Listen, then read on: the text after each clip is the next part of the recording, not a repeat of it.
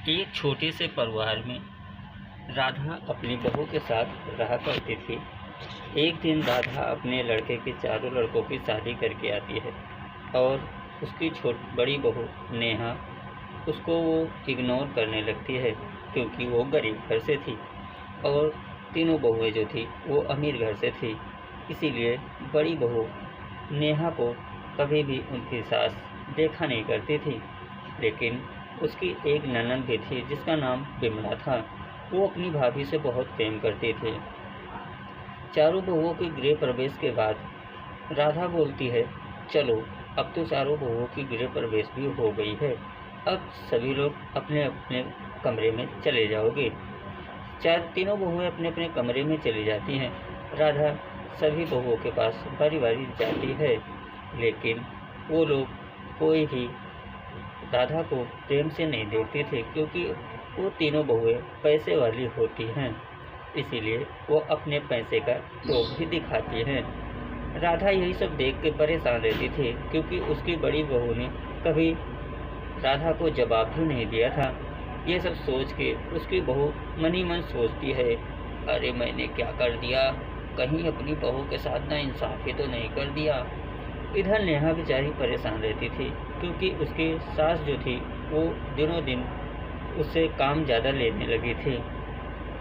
सारा दिन काम करने के बाद बिमला राधा के साथ नेहा के साथ हमेशा उसके साथ साथ चला करती थी, क्योंकि वो हमेशा उसका कहा और मानती थी, क्योंकि वो अपनी भाभी से बहुत ज़्यादा प्रेम किया करती थी। अपनी भाभी को कभी अकेले नहीं छोड़ती थी।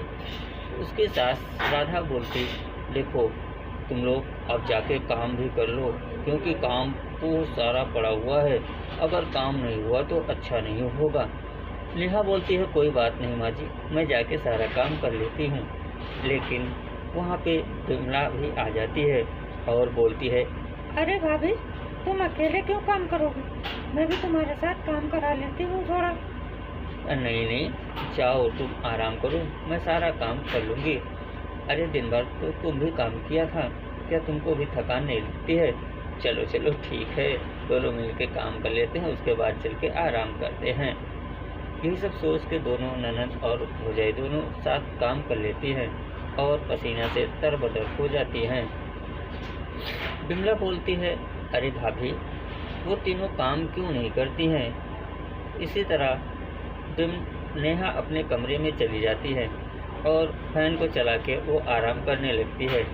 इधर सभी लोग अपने अपने कमरे में होते हैं, लेकिन बिमला मनी मन सोच रही थी कि भाभी तो अकेले ही काम सारा करती हैं। यही सब सोच सोच के वो अपने भाभी का हरदम ख्याल रखती थी। नेहा खाना बनाती दूसरे दिन, और यही सब सोचते सोचते वो कब सुबह से शाम हो जाती उसको पता भी नहीं चलता था, क्योंकि उसको आराम करने का भी टाइम नहीं मिलता था। और उसकी तीनों देवरानियाँ जो थी वो ठाठ से बस खाली चाय नाश्ता पे करती रहती थी।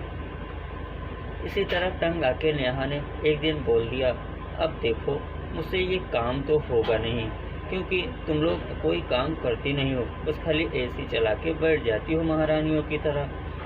देखो तुम मुझसे ज़बान मत लड़ाओ और मैं कोई भी काम नहीं करूँगी, क्योंकि मैं तो अपने घर से पैसे लेके आई हूँ।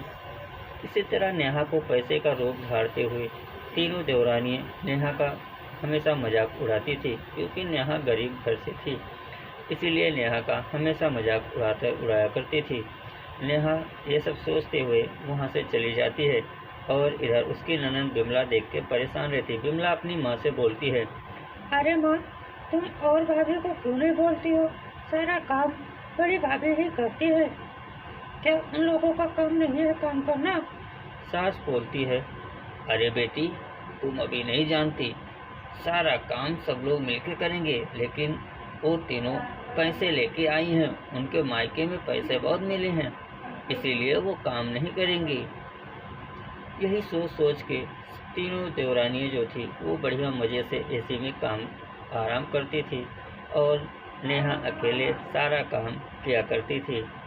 एक दिन रात को लाइट चली जाती है, बिमला जाके लाइट को ऑफ कर देती है।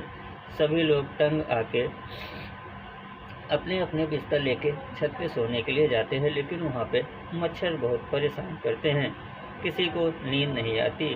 अब सभी लोगों को पता चल गया कि आराम किसे कहते हैं।